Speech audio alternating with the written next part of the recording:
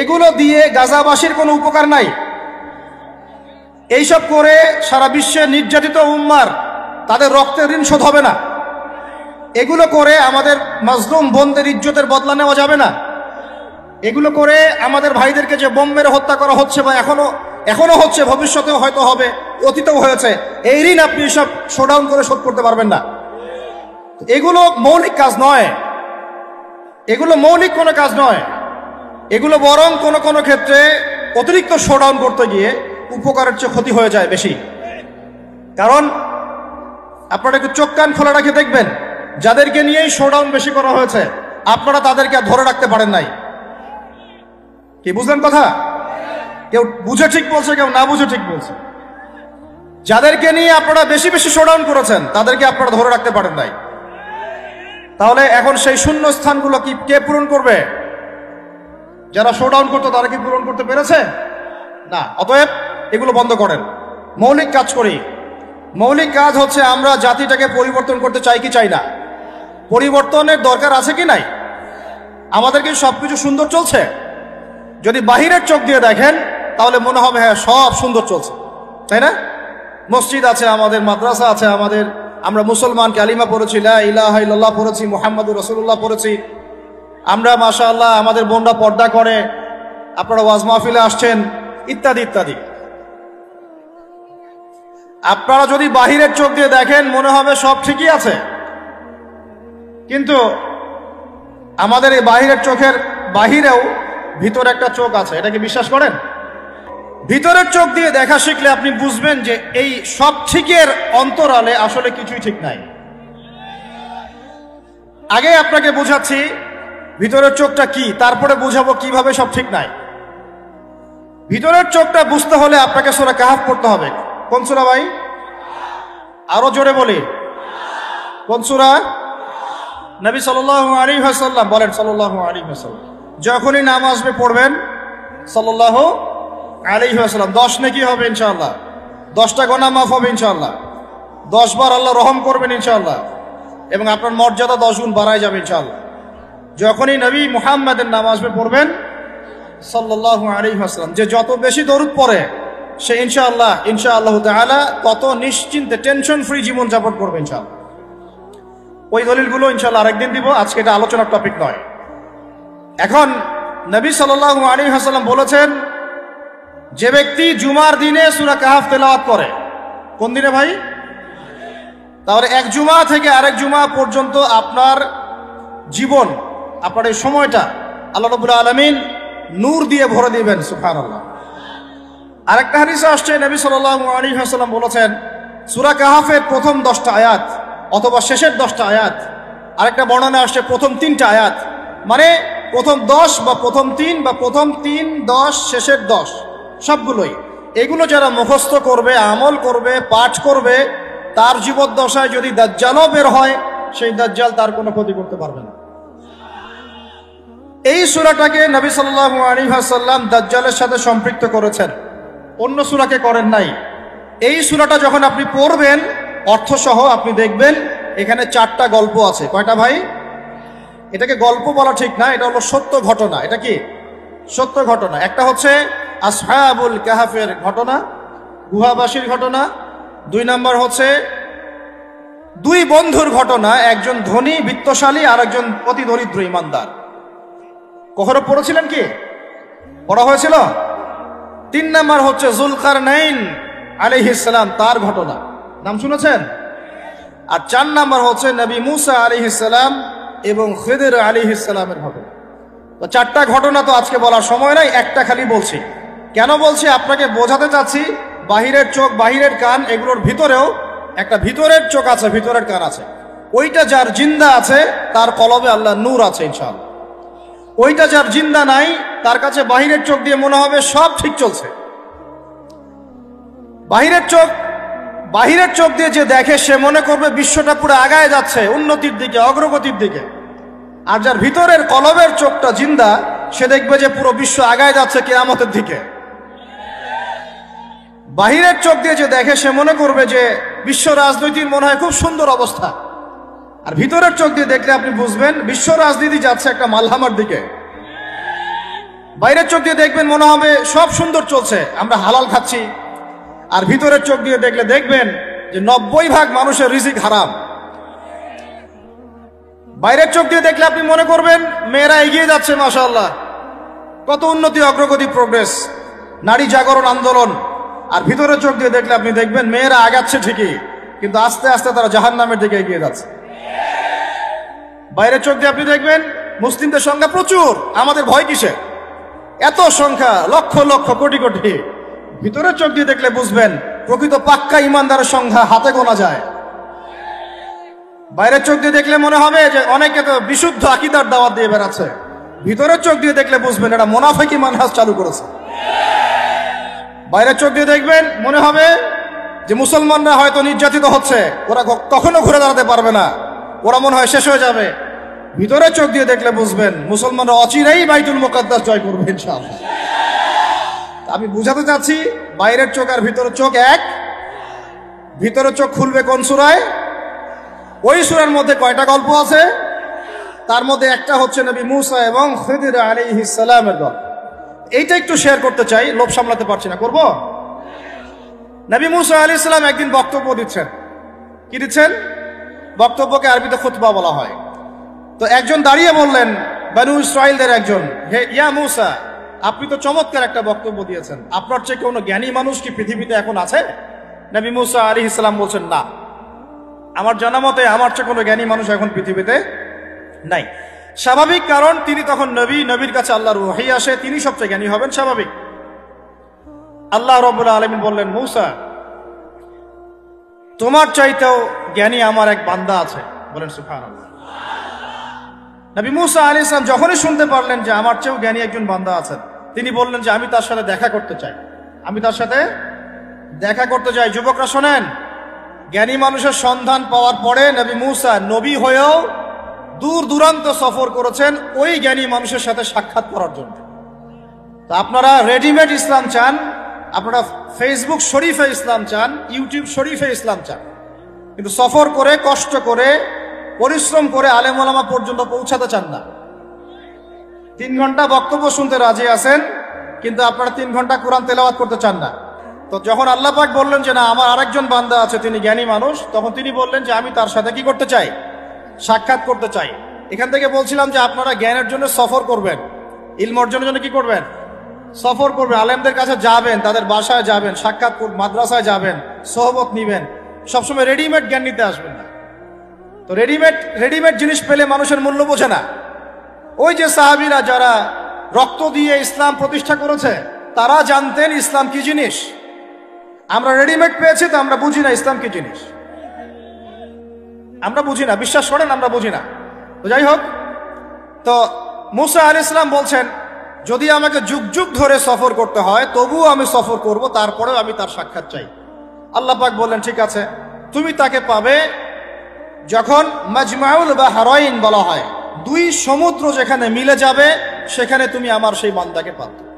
কোথায় পাবে ভাই? 2 সমুদ্র যেখানে মিলে যাবে সেখানে পাবে। এখানে আপনি ভৌগোলিকভাবে ওর ব্যাখ্যা নিতে পারেন, আধ্যাত্মিকভাবেও নিতে পারেন। 2 সমুদ্র বলতে হয়তো বা ভৌগোলিকভাবে বোঝানো হতে পারে, অথবা আধ্যাত্মিকতাও বোঝানো হতে পারে, যে বস্তুবাদী জ্ঞান এবং মারিফতের জ্ঞান যেখানে মিলে যাবে সেখানে। আল্লাহু আ'লাম, আল্লাহ ভালো জানেন। তো নবী মূসা আলাইহিস সালাম তার একজন সঙ্গীকে নিলেন, সেই সঙ্গী একজন যুবক। তরুণরা ভালো করে শোনেন, তরুণদের ত্যাগেই ইসলাম দাঁড়িয়ে আছে আলহামদুলিল্লাহ। এই তরুণরা যদি এই স্মার্টফোন, এই পাবজি, এই ফ্রি ফায়ার, এই মেয়ের প্রতি আসক্তি, ফ্রি মিক্সিং, এই মাদক, এগুলো ছেড়ে দিতে পারে, দিয়ে নামাজি হয়, কোরআনওয়ালা হয়, ওলামায়ে কেরামের সাথে পরামর্শ করে চলে, উম্মার জামার মধ্যে থাকে, একটা ইমারার মধ্যে থাকে, ইনশাআল্লাহ আল্লাহর জমিনে আল্লাহর দ্বীনের ইকামত কেউ ঠেকাতে পারবে না ইনশাআল্লাহ। দুঃখজনক হচ্ছে আপনারা সেখানে নাই, কিন্তু আপনারা আবেগে আছেন, আবেগ প্রদর্শন করছেন, বিবেক দিয়ে চিন্তা করছেন না, সমালোচনা বেশি করছেন, নিজে কোনো কাজ করছেন না, লেখালেখি করছেন, অনলাইনে বসে আছেন, সমালোচনা করছেন, শেয়ার দিচ্ছেন, লাইক দিচ্ছেন, কিন্তু আপনি আয়নার সামনে দাঁড়ায় চিন্তা করবেন, নিজেকে প্রশ্ন করবেন, এই উম্মার পিছনে আমার কি অবদান? এই উম্মাকে বিজয়ী করার পিছনে আমার অবদানটা কি? এই দেশকে উন্নতিতে নিয়ে যাওয়ার জন্য আমার অবদানটা কি? আমি আজ পর্যন্ত কি করেছি? দেখবেন জিরো, রেজাল্ট কি? জিরো। এই কাপুরুষ প্রজন্ম দিয়ে দিন কায়েম হবে না। মুখে কথা বলা অনেক সহজ, এরকম চেয়ারে বসে দুটো লেকচার দেওয়া কঠিন। মুখে বলা অনেক সহজ, একটা কনস্ট্রাকটিভ বই লেখা কঠিন। মুখে বলা অনেক সহজ, সাহসিকতার সাথে সমাজে নেমে জাহিলিয়াত দূর করা অনেক কঠিন। তো এই কঠিন কাজগুলো যখন আপনারা দায়িত্ব কাঁধে নেবেন, উম্মার বিজয় হয়ে যাবে ইনশাআল্লাহ। আল্লাহ পাক আমাদের কবুল করেন, আমিন। যুবক একজনকে সাথে নিয়ে নবী মুসা আলাইহিস সালাম হাঁটছেন। এই ব্যক্তির নামও বলে দিই, তার নাম হচ্ছে ইউশা বিন নুন। কি নাম? তিনি পরবর্তীতে নবী হয়েছিলেন এবং তার পরবর্তীতে এই যে তালুত নাম শুনেছেন, যাকে সেনাপতি করা হয়েছিল, মনে আছে? ভুলে গেছেন, আপনারা পড়েন নাই মনে হয়, সূরা বাকারার শেষের দিকে আছে।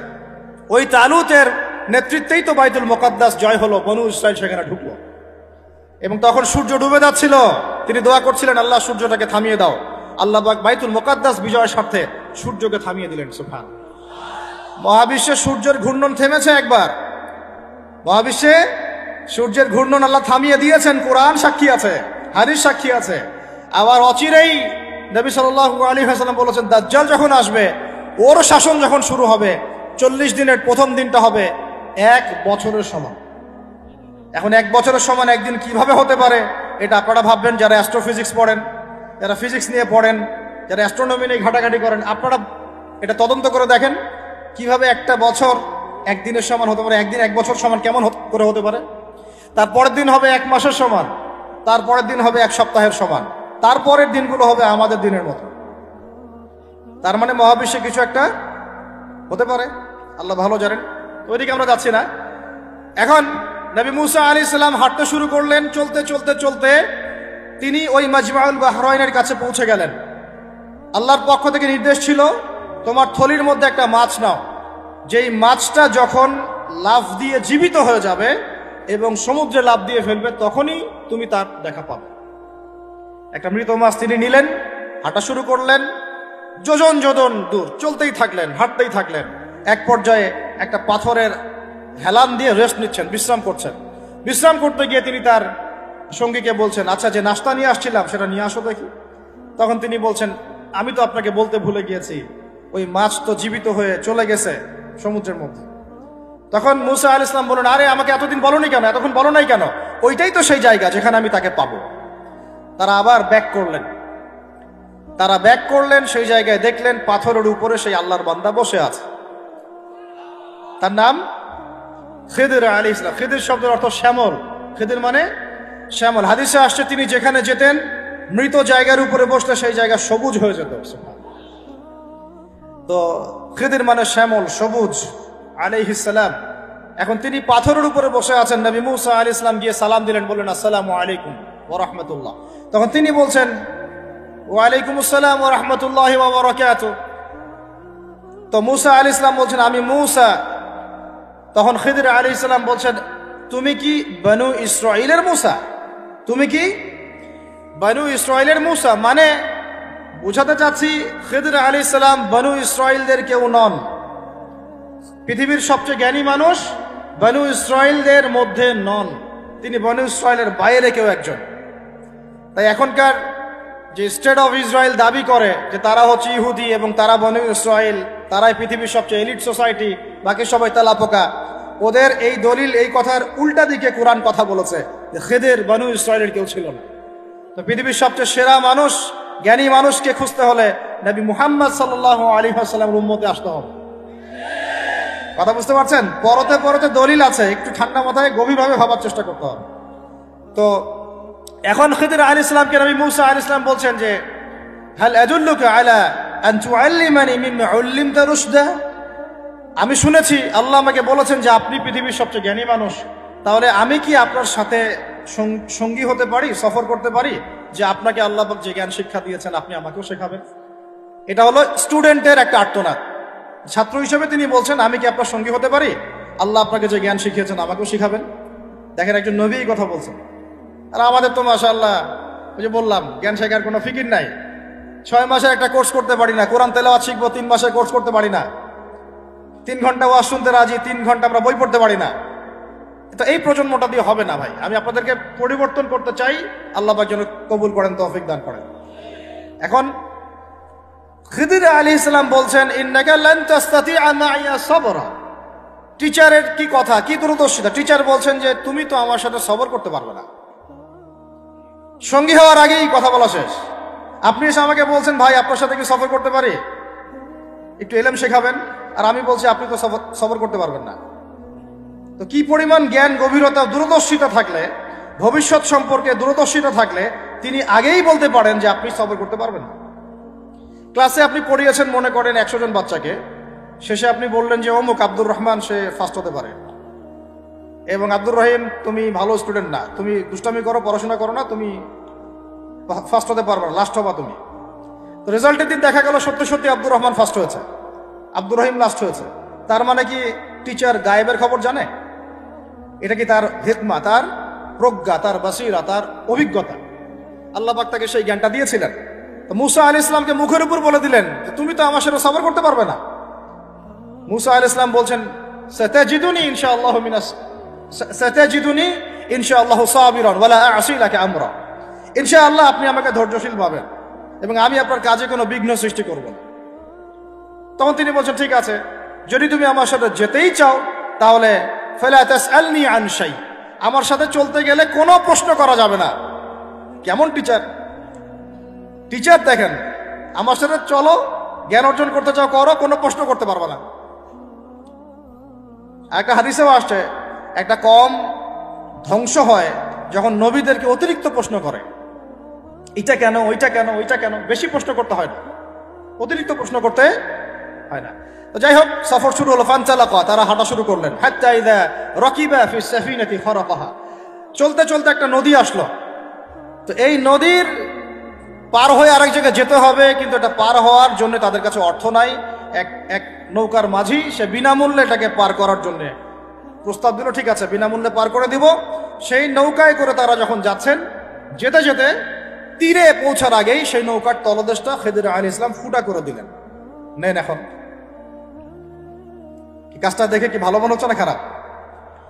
আমি আপনার গাড়িতে করে ধরেন যাচ্ছি, গাড়িটা যখন আপনি আমার বাসা পর্যন্ত পৌঁছে দিবেন তার আগে নামলাম, নাইমা আপনার টায়ার চারটা পাস্ট করে দিলাম, আপনি আমাকে কি বলবেন?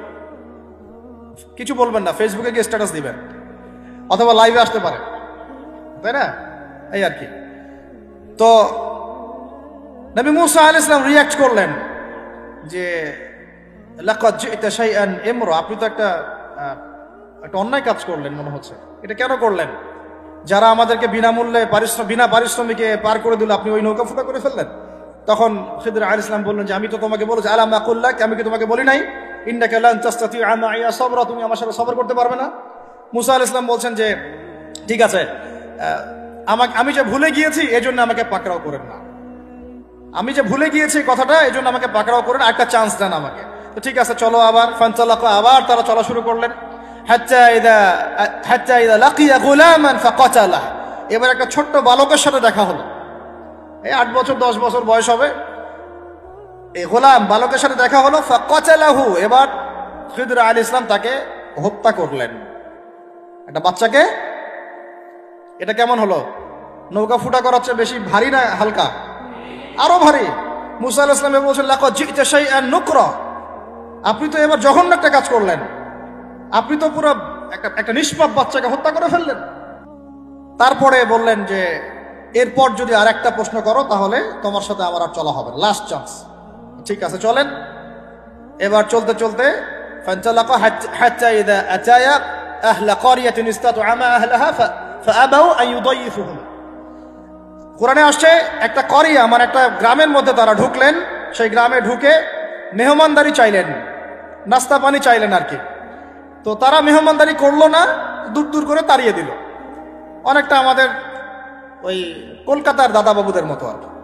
জিজ্ঞাসা করো যে খেয়ে আসছেন না খেয়ে যাবেন, এটা আমাদের আস্তে আস্তে আমাদের মধ্যে ছড়ায় পড়তেছে আর কি। মেহমান আসলে বিরক্ত হয়, কবে যাবে সেই ফিকির করে। তো এরা মেহমানদারি করলো না, উল্টা তাকে তাড়িয়ে দিল। যাই হোক, এখন মুসা আলাইহিস সালাম বলছেন যে এখানে একটা ঘটনা ঘটেছে। খিদির আলাইহিস সালাম দেখলেন যে বাড়ি থেকে তাদেরকে তাড়িয়ে দেওয়া হলো, মেহমানদারি করা হলো না, ওই বাড়ির একটা দেয়াল ধসে পড়ে গেছে, ওই বাড়ির একটা দেয়াল ধসে পড়ে গেছে। তখন তিনি সেটাকে নিজের হাতে আবার নির্মাণ করে দিলেন। সুবহান। এটা দেখে মুসা আলাইহিস সালাম বললেন যে আপনি তো চাইলে কিছু আজর নিতে পারতেন। আপনি যে এত কষ্ট করে এটা নির্মাণ করে দিলেন, আপনি তো চাইলে একটু টাকা পয়সা নিতে পারতেন। ওরা মেহমানদারিও করলো না, ওইটা দিয়ে হয়তো আমরা কি করতে পারতাম, নাস্তা পানি করতে পারতাম। তখন তিনি বলেন, হাযা ফিরাকু বাইনি ওয়া বাইনাক, এই হলো তোমার আমার ফেরাক, পার্থক্য শেষ, তোমার সাথে আমার চলা আর হলো না। আমাদের নবী সাল্লাল্লাহু আলাইহি ওয়াসাল্লাম বলেছিলেন যে যদি সেদিন মুসা আলাইহিস সালাম এই প্রশ্নগুলো বারবার না করতেন তাহলে আরো অনেক জ্ঞান শেখা যেত। সুবহানাল্লাহ। তখন তিনি বলছেন, ঠিক আছে, হাযা ফিরাকু বাইনি ওয়া বাইনাক সাউনাব্বিউকা বিতাউইল মা লাম তাসতাতি আলাইহি সাবরা। তবে যাওয়ার আগে আমি তোমাকে জানিয়ে দিব এই তিনটা ক্ষেত্রে মূল ঘটনা কি ছিল যে বিষয়ে তুমি সবর করতে পারো নাই। আম্মা সাফিনা, ওই যে সাফিনা বা নৌকা, আম্মা সাফিনাতু ফাকানা লিমাসাকিন ইয়ামালুনা ফিল বাহর।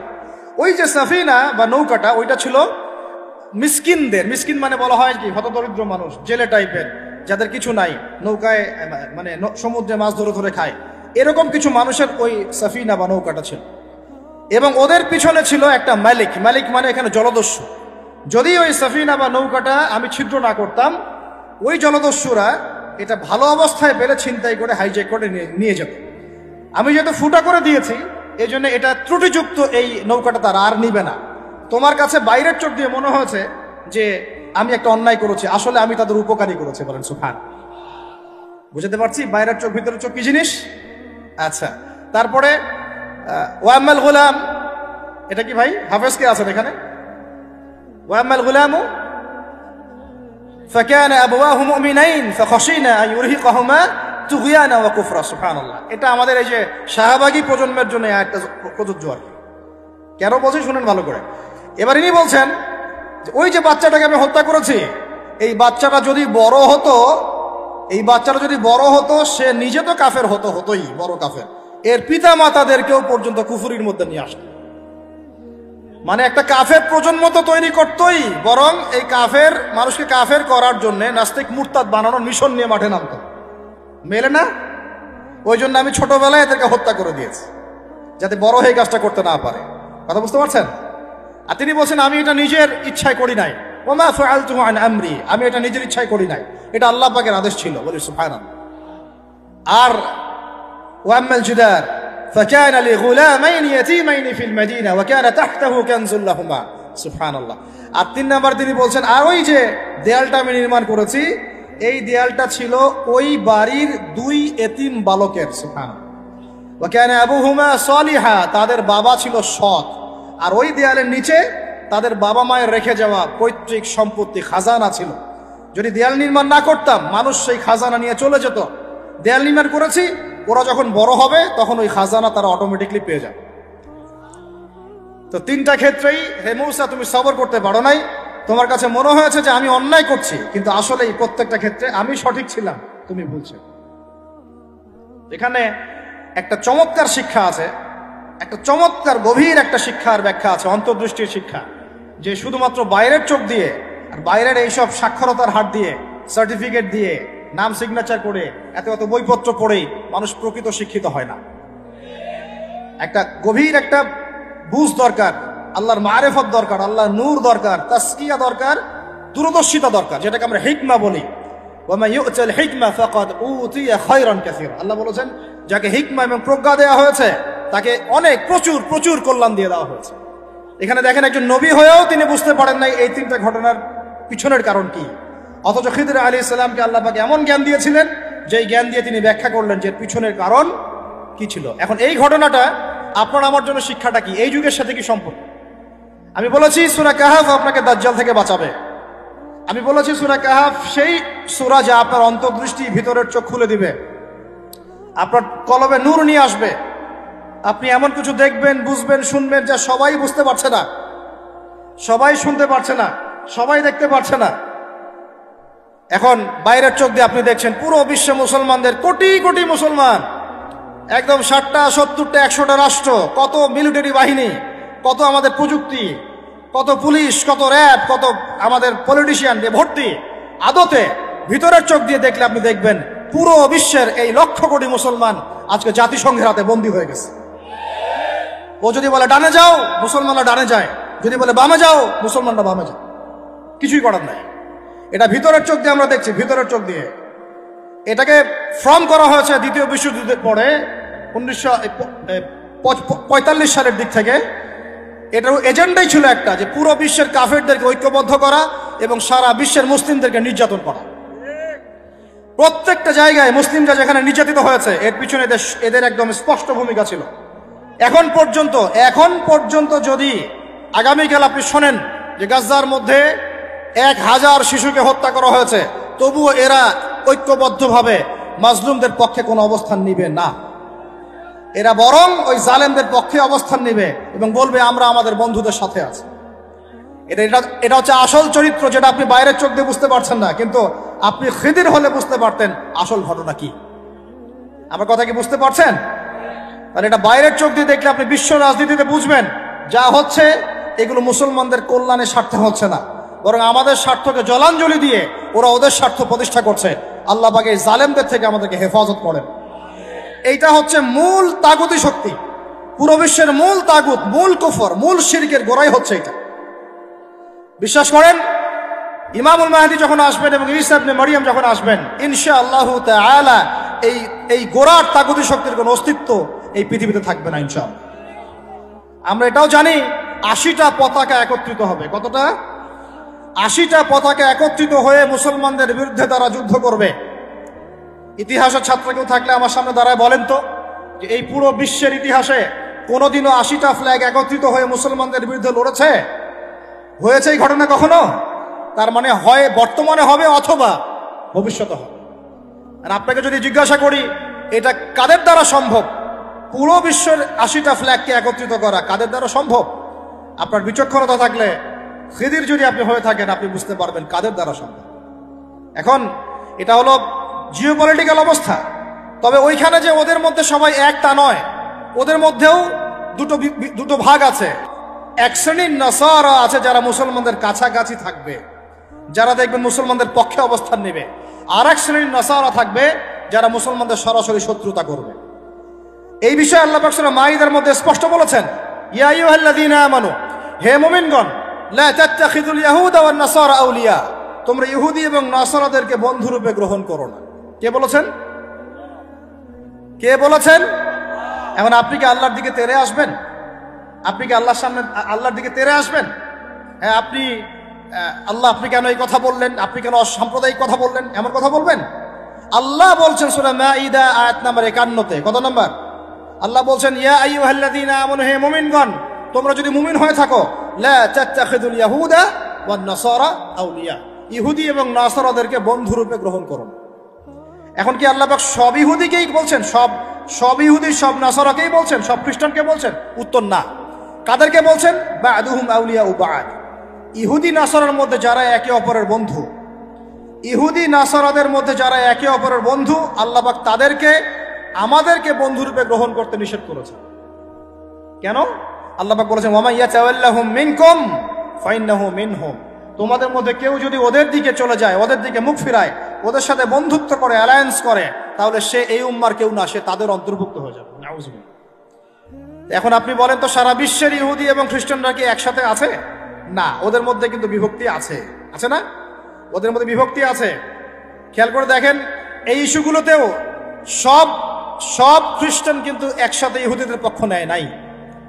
ভালো করে খেয়াল করে দেখবেন, বোঝার চেষ্টা করবেন, ওয়ার্ল্ড অ্যাফেয়ার্স বুঝবেন। ওদের মধ্যে ডিভাইডেশন আছে। আল্লাহ পাক বলছেন সব ইহুদি সব খ্রিস্টান খারাপ এমন নয়, তাদের মধ্যেও ভালো মানুষ আছে। কিন্তু যে ইহুদি যে খ্রিস্টানরা একে অপরের বন্ধু, তাদেরকে তোমরা বন্ধুরূপে গ্রহণ করো না। তাহলে আমাকে বলেন তো, স্ট্রেট ফরওয়ার্ড বলি, যে যারা প্যালেস্টাইনে জুলুম করছে, যে জারজ রাষ্ট্র, তাদের বন্ধু কোন খ্রিস্টানরা? কোন দিকের, কোন পৃথিবীর কোন দিকের, কোন সভ্যতার খ্রিস্টান রাষ্ট্রগুলো ওকে মদদ দিয়েছে বলেন তো দেখি? সর্বপ্রথম ওকে বড় করেছে ব্রিটেন। কে বড় করেছে? এবং এই পশ্চিমা সভ্যতা, ওর সাথে আরো অনেকগুলো কান্ট্রি আছে। তারপরে দ্বিতীয় বিশ্বযুদ্ধের পর 1914 সালে যখন অটোম্যানদেরকে পরাজিত করা হয়েছে, তখন ব্রিটেন ইহুদিদেরকে ঢুকিয়েছে জেরুজালেমে। তারপরে পেলে বড় করেছে। তারপর যখন ওরা একটু শক্তিশালী হয়ে গেছে, তখন ব্রিটেনের রোল শেষ। দ্বিতীয় বিশ্বযুদ্ধের পর সে দায়িত্ব চাপিয়ে দিয়েছে আমেরিকার হাতে। এরপরে সে এই জারজ রাষ্ট্রটাকে আস্তে আস্তে বড় করতে করতে ওই শিশু থেকে একদম ঘোড়সাওয়ারের ঘোড়ায় পরিণত করেছে, আরো শক্তিশালী করেছে। এবং বিগত 1945 থেকে এই 2024 পর্যন্ত এখন পর্যন্ত প্রত্যক্ষ মদত দিয়ে দিয়ে সে তাকে বিশ্বের রুলিং স্টেট বানিয়েছে। এখন সে বিশ্বের মুসলমানদেরকে বলে ওঠো, মুসলমানরা ওঠে, বসতে বললে বসে। বাস্তবতা এটা না যে আপনার অনেক মসজিদ আছে, অনেক মাদ্রাসা আছে, অনেক মুসলমান, আপনারা যুব সমাজের একদম বিস্ফোরণ, একজন বক্তা আসছে একদম আল কোরআনের আলো ঘরে ঘরে জ্বালো, আদতে এগুলোর কোনো মূল্য হচ্ছে না, আদতে এগুলো দিয়ে সারা বিশ্ব দিন প্রতিষ্ঠা হচ্ছে না। কারণ বিশ্বের বাস্তবতা আমরা বুঝতে পারি নাই। বিশ্বের বাস্তবতা বুঝতে হলে খিজির হতে হবে। বিশ্বের বাস্তবতা এইটাই যে ওরা এখন এত শক্তিশালী একটা অবস্থায় গিয়েছে, ওখান থেকে আমাদেরকে তারা কন্ট্রোল করা শুরু করেছে বিগত প্রায় 100 বছর থেকে। কত বছর থেকে? এগুলো আমাদের হুঁশই নাই। আমরা মনে করি মাশাআল্লাহ আমি 5 ওয়াক্ত নামাজ পড়ি, কাম খালাস, আমি যাকাত দিয়েছি, কাম খালাস, আমি একদম পর্দা করি, মাশাআল্লাহ সব কাম খালাস, আমি একটা মসজিদ করেছি, বাস কাম খালাস, আমি মাশাআল্লাহ একটা মাদ্রাসা চালাই, বাস দিন কায়েম হয়ে গেছে। No, not at all. Question গেলেও না। যতদিন পর্যন্ত মুসলমানরা আবার সেই ওমর ইবনে খাত্তাবের শাসন কায়েম করতে পারে নাই, এই বিশ্বে মুসলমানরা স্বাধীন নয়। আমরা এখনো স্বাধীনতা অর্জন করতে পারি নাই। আমরা সেদিন স্বাধীনতা অর্জন করতে পারবো যেই দিন বাইতুল মুকাদ্দাস আমাদের হাতে হবে ইনশাআল্লাহ। ওই দিন আমরা 10 গুণ মূল্য আদায় করবো ইনশাআল্লাহ। এই যে আমাদের এক একটা ভাই, এক একটা বোন, এক একটা আমাদের শিশু, এদের এক একটা রক্তের, মাজলুমদের রক্তে 10 গুণ চড়া মূল্য আদায় করবো ইনশাআল্লাহ। আল্লাহ নবী সেটা বলেছেন যে ইহুদিদের বিপক্ষে কথা বলবে পাথর এবং গাছ পর্যন্ত, হাত্তা ইয়াকুলুশ শাজার ওয়াল হাজার, এমনকি গাছ এবং পাথর কথা বলা শুরু করবে। ইয়া মুসলিম, হে মুসলিম সৈন্য, ইন্না ওয়ারাইল ইয়াহুদ, আমার পিছনে ইহুদি সৈন্য দাঁড়িয়ে আছে, তাল ফাকতুলহু, আসো একে হত্যা করে যাও। এই দৃশ্য দেখার জন্য এখনো এই সভ্যতা বাকি আছে ইনশাআল্লাহ। ইনশাআল্লাহ আমরা 10 গুণ চড়া মূল্য আদায় করবো ইনশাআল্লাহ। আমাদের মাজলুম ভাইদেরকে হত্যা করা হয়েছে, আমাদের বাচ্চাদেরকে বোম মেরে হত্যা করা হয়েছে, আমাদের বোনদেরকে দিনের পর দিন ধর্ষণ করা হয়েছে, বিগত 100 বছর হয়ে গেল। আর আশপাশে অনেক মুনাফিক বসে আছে, এরা টু শব্দ পর্যন্ত করতে পারবে। ধিক তোমাদের রাজতন্ত্রের উপরে, তোমাদের ক্ষমতার উপরে ধিক্কার জানাই আমরা। যেই ক্ষমতা নিয়ে তোমরা ইহুদিদের বিরুদ্ধে দাঁড়াতে পারো না, এই ক্ষমতার উপর আমরা ধিক্কার জানাই। ওর চেয়ে ওই মাজলুম ভাইরা অনেক ভালো, যারা ওই গুটি কয়েক লাঠিসোঁটা নিয়ে এদের প্রতিবাদ করেছে। ইনশাআল্লাহ এই প্রতিবাদ কিয়ামত পর্যন্ত থাকবে ইনশাআল্লাহ। আর আমাদের সরকার যদি আমাদেরকে সুযোগ করে দেয়, ইনশাআল্লাহ আমরা সেখানে শরীক হব ইনশাআল্লাহ। আমরা তো আর বিচ্ছিন্নভাবে শরীক হতে পারবো না। আমরা একটা জাতি গঠন করব। আমরা তো রাষ্ট্রের বাইরে না, আমরা সরকারের বাইরে না, আমরা বিদ্রোহী না, আমরা সরকারের বিরুদ্ধে কোনো অবস্থান নেই না। আমরা দাবি জানাবো যদি আমাদের প্রত্যেক সদস্যকে, মানে আমাদের এই যে আমাদের দেশের যারা প্রশাসনে আছেন, আমজনতার মধ্যে আছেন, যাদের মধ্যে জিহাদের জাজবা আছে, যারা ইহুদিদের সাথে জিহাদ করতে চায়, এই মানুষগুলোকে আপনারা প্রশিক্ষিত করেন, করে গাজায় পাঠান ইনশাআল্লাহ। আমি এখানে গরম গরম বক্তব্য দিতে আসি নাই। এখানে গরম গরম বক্তব্য দিয়ে আপনাদেরকে উত্তেজিত করা আমাদের উদ্দেশ্য না। উদ্দেশ্য হচ্ছে বিশ্বের প্রেক্ষাপটটা বোঝানো। এই বিশ্বে আমরা স্বাধীন হতে এখনো পারি নাই। যেদিন পারবো, কোন দিন পারবো? যেদিন বাইতুল মুকাদ্দাস আমাদের হাতে আসবে। বিশ্বাস করেন ওই জায়গা থেকেই ইনশাআল্লাহ অচিরেই ঈসা ইবনে মারইয়াম সারা বিশ্বকে শাসন করবে ইনশাআল্লাহ। ওই সময় দেখবেন মুসলমানরা স্বাধীনতা কাকে বলে। আমি বলেছি এক একটা জুলুমের 10 গুণ চড়া হিসাব আদায় করা হবে ইনশাআল্লাহ। এটা হবেই, আমরা পারি আর না পারি, আমরা বেঁচে থাকি আর না থাকি, আপনারা থাকেন আর না থাকেন, আমাদের বাচ্চারা থাকুক আর না থাকুক, একটা প্রজন্ম আল্লাহ পাক নিয়ে আসবেন। একটা প্রজন্ম আল্লাহ পাক নিয়ে আসবেন। আমি বলছি ওই প্রজন্ম টিকটক প্রজন্ম না, ওই প্রজন্ম এইসব মানে সেলফি শোডাউন আইওয়াস প্রজন্ম না। ওই প্রজন্ম এরকম না যে নামাজ পড়ে না, কুরআন তেলাওয়াত করে না। ওই প্রজন্ম এমন না দাওয়াতের মেহনত নাই, ওই প্রজন্মের জিহাদের কোনো জজবা নাই, ওই প্রজন্মের মধ্যে ইসলামের শারঈ কোনো জ্ঞান নাই, ওলামায়ে কেরামের কোনো সোহবত নাই, দিন প্রতিষ্ঠানের কোনো ফিকির নাই। এমন প্রজন্মের কোনো প্রয়োজন নাই আমাদের। আমাদের এমন প্রজন্মের দরকার যে প্রজন্মের প্রত্যেকটা যুবক ভাই নামাজি, কোরআনওয়ালা, সুন্নতওয়ালা, সুন্নতের পাবন্দ এবং তাহাজ্জুদ গোজার। এক কথায় রাতের বেলার দরবেশ, দিনের বেলার ঘোড়সাওয়ার। এইরকম প্রজন্ম যখন আমরা করতে পারবো, ওই দিন ইনশাআল্লাহ এই মাহফিল বলেন, এই মসজিদ, মাদ্রাসা, এই রাষ্ট্র সব সফল হবে ইনশাআল্লাহ। এখন শুধু বেসিক কাজ করা হচ্ছে। আমাদের মূল গন্তব্য বাইতুল মুকাদ্দাস। ওইটা না আসা পর্যন্ত আমাদের শান্তি নাই, ঘুম নাই। কারণ ওরা আপনাকে ঘুমাতে দিবে না তো। আপনারা কি মনে করেছেন যে ওরা শুধু অতটুকু গাজার অতটুকু জায়গায় চায়? কোশ্চেন কালেও নয়। যে আরবরা ওদের বিরুদ্ধে এখন কথা বলতে সাহস পাচ্ছে না, ওই এক একটা আরব রাষ্ট্র দখল করে ছাড়বে দেখে নিয়ে। আমি যদি ওটা চাচ্ছি না, দোয়া করি না, কিন্তু ওদের এজেন্ডা এটাই যে পুরো, আমি আখিরুজ্জামানের স্টুডেন্ট, ওদের এজেন্ডা জায়নিজম, পেট্রোডলার থেকে শুরু করে প্যালেস্টাইন ইস্যু নিয়ে আমি আলহামদুলিল্লাহ বিগত 5-7 বছর থেকে পড়াশোনা করেছি। আমি আমার টুপির নিচ থেকে কথা বলছি না। ওদের এজেন্ডা হচ্ছে পুরো হোলি ল্যান্ডটা তারা দখল করতে চায়। হোলি ল্যান্ড কাকে বলে এটাও তো আমরা জানি না। ওরা শুধুমাত্র ওই ওয়েস্টার্ন ব্যাংক আর বাইতুল আকসা, বাইতুল মুকাদ্দাস আর এই গাজার অংশটুকু দখল করতে ওখানে আসে নাই। ওরা এসেছে পুরো হোলি ল্যান্ডটাকে দখল করতে। আমি ওলামা সম্মেলনে বলেছিলাম, পুরো হোলি ল্যান্ড তারা দখল করতে এসেছে। হোলি ল্যান্ড মানে মিশরের নীল নদ থেকে শুরু করে ইরাকের ইউফ্রেটিস নদী পর্যন্ত এই পুরো জায়গাটা তারা দখল করতে চায়।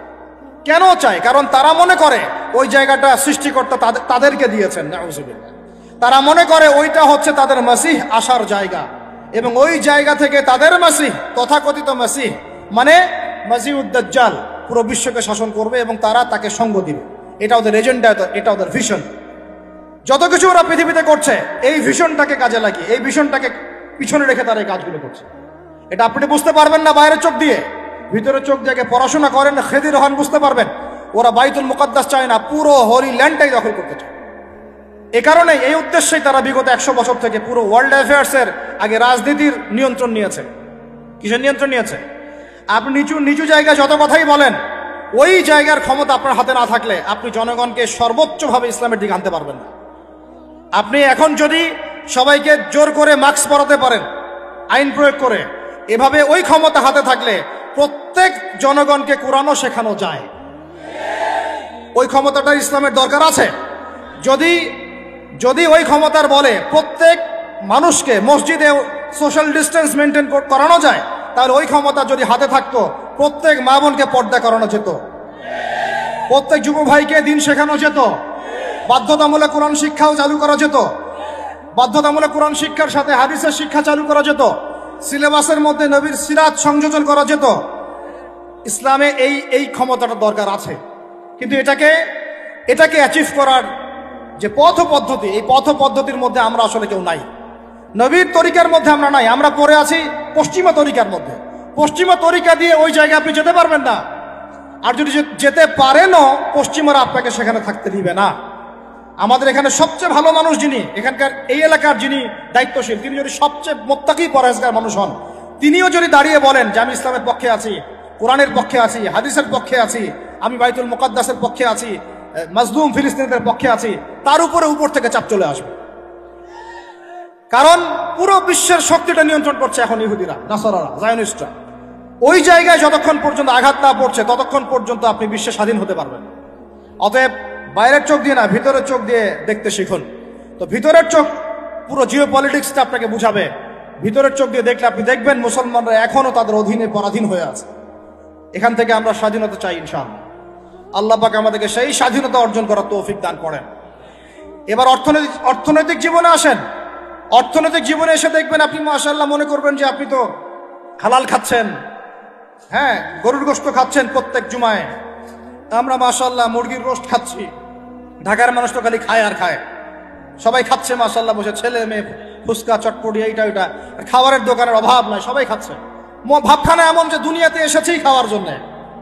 দুনিয়াতে আসছে 3টা কাজ, খাবো, টয়লেট করব, আর মেয়েদের সাথে সহবাস করবো, ব্যাস, দ্যাটস অল। ভাবখানা দেখলে এমন মনে হয় আমাদের। আল্লাহ পাক আমাদেরকে বুঝদান করেন, হেফাজত করেন। এগুলো করতে দুনিয়াতে আসি নাই আমরা। এগুলো আমাদের মূল কাজ নয়, এগুলো আমাদের প্রয়োজন। আপনি মনে করছেন যে মাশাআল্লাহ সবাই হালাল খাচ্ছি, বিশ্বাস করেন পুরো বিশ্বের অর্থনীতি সুদভিত্তিক। একদম খোলামেলা ওয়াকুলু কওলান সাদীদা বললাম। আল্লাহ পাক বলেছেন একদম স্পষ্ট সরাসরি খোলামেলা কথা বলো। পুরো বিশ্বের অর্থনীতি সুদভিত্তিক। যারা এই পুরো বৈশ্বিক অর্থনৈতিক সিস্টেমের মধ্যে ঢুকে গেছে, অর্থাৎ ওয়ার্ল্ড ব্যাংক, IMF এবং ফেডারেল রিজার্ভ ব্যাংকের আওতায় চলে আসছে, এরকম কোন সেন্ট্রাল ব্যাংক 100% সুদ মুক্ত হতে পারবে না। ফুল স্টপ, কোনোভাবেই সম্ভব না। আপনি যত বড় মুসলিম কান্ট্রি হন না কেন, আপনি এদের আওতায় থাকলে কোনো অবস্থাতেই সুদ মুক্ত থাকতে পারবেন না। তাহলে এখন আমি যদি আপনাকে প্রশ্ন করি, বিগত 20 বছর থেকে একটা রাষ্ট্র এই জালেমদের বিরুদ্ধে লড়াই করেছিল এবং সাম্প্রতিক সময়ে তাদের কারেন্সি মার্কিন ডলারকে ছাড়িয়ে গেছে। তারা কিভাবে পেরেছে? এই তথ্য কি আপনাদের কাছে আছে? তথ্য আছে? নাম মেনশন করার দরকার নাই, আপনারা বুঝতে পারেন কি পারেন না? এই মোল্লাদের দৌড় মসজিদ পর্যন্ত নয়, এই মোল্লাদের দৌড় হবে বাইতুল মুকাদ্দাস পর্যন্ত ইনশাআল্লাহ। ওইখানে নামাজ না পড়া পর্যন্ত এদের ঘুম হবে না ইনশাআল্লাহ। দেখে নিয়ে এখন কথা হচ্ছে তারা পারলো কিভাবে? অনেক কারণ, যাকাত ভিত্তিক অর্থনীতি, তারপরে দ্বৈত অর্থনীতি, হালাল অর্থনীতি, দুর্নীতি কমানো, কৃষিভিত্তিক অর্থনীতি 3 বছরের মধ্যে ঘুরে দাঁড়িয়েছে, মাত্র 3 বছরের মধ্যে। সারা বিশ্বের অর্থনীতি এখন সুদভিত্তিক। এখান থেকে ঘুরে দাঁড়াতে হলে আমরা অবশ্যই পারবো, কেন পারবো না? আমাদের প্রথম কাজ করতে হবে সমস্ত দুর্নীতি বন্ধ করে ফেলতে হবে। 1 নম্বর, যত কালো টাকা সব সাদা করে ফেলতে হবে, এবং যারা কালো টাকার সাথে সম্পৃক্ত সবগুলোকে ধরবেন, ভিতরে ঢুকাই ফেলবেন। একদম ওমরের শাসন, একদম ওমরের শাসন কায়েম করে ফেলতে হবে। আমরা সে জায়গায় যেতে চাচ্ছি না, আমরা বলছি আপনারাই সেই কাজ করেন। আমরা উদাত্ত আহ্বান জানাচ্ছি, যেই থাকুক উপরে, আমরা দোয়া করতে সমস্যা আছে? আমরা সে জায়গায় জোর করে যেতে চাচ্ছি না, অন্তত আমার এই ইচ্ছা নাই। আর আমি কোনো পলিটিক্যাল দলের মানুষও না, জীবনে করিও নাই, করার ইচ্ছাও নাই। আমি আমার অনুরোধ, আমার আক্ষেপ, আমার আবদার হচ্ছে সমস্ত দুর্নীতিবাজদেরকে ধরবেন আর সাইজ করবেন। উমর রাদিয়াল্লাহু তাআলা আনহুর মতো সে যদি দাড়িওয়ালাও হয়, টুপিওয়ালা হয়, পাগড়িওয়ালা হয়, জুব্বাওয়ালা হয়, ইমাম হয়, তবু তাকেও ধরবেন, কোনো সমস্যা নেই। সমস্ত কালো টাকাকে সাদা করে ফেলবেন, দেখবেন এমনি বাইতুল মালের সম্পদ বেড়ে গেছে আলহামদুলিল্লাহ। দ্বিতীয় কাজ, যাকাত ভিত্তিক অর্থনৈতিক সিস্টেম চালু করা। বাংলাদেশে এমন প্রচুর মানুষ আছে যাদের একজনের যাকাতের টাকা দিয়ে একটা গ্রামের মানুষকে খাওয়ানো যাবে ইনশাআল্লাহ। এরা যাকাত দেয় না, এরা ট্যাক্সও দেয় না, সরকারকে করও দেয় না, যাকাতও দেয় না। এই ট্যাক্স ফাঁকি দেওয়া মানুষ, কর ফাঁকি দেওয়া মানুষ, এই জোচ্চরদেরকে ধরতে হবে, ধরে এদের কাছ থেকে যাকাত আদায় করতে হবে, বাধ্যতামূলক যাকাত আদায় করতে হবে। তারপরে দেখবেন আমরা বৈদেশিক ঋণের জন্য বসে থাকার কোনো প্রয়োজন হবে না, আমাদের টাকা দিয়ে আমরাই চলতে পারবো ইনশাআল্লাহ। 3 নম্বর হচ্ছে দ্বৈত অর্থনীতি। ওরা কিন্তু একটা কারেন্সি চালায় নাই, একাধিক কারেন্সি চালিয়েছে। এটা অর্থনীতিবিদ যারা তারা বুঝবেন। একটা কারেন্সির অনেক দুর্বলতাও আছে, এগুলো নিয়ে আমি খোলামেলা কথা এই মাহফিল স্টেজে বলতে পারবো না। বসতে চাইলে বসেন আমার সাথে, অর্থনীতি নিয়ে বসতে চাইলে আমার সাথে বসেন, আমরা আলোচনা করি, কথা বলেন, আমাদেরকে মূল্যায়ন করেন, কথা শোনেন। ইউসুফ আলাইহিস সালাম বলেছিল না যে আমি বিশ্বস্ত, আমাকে দায়িত্ব দেন?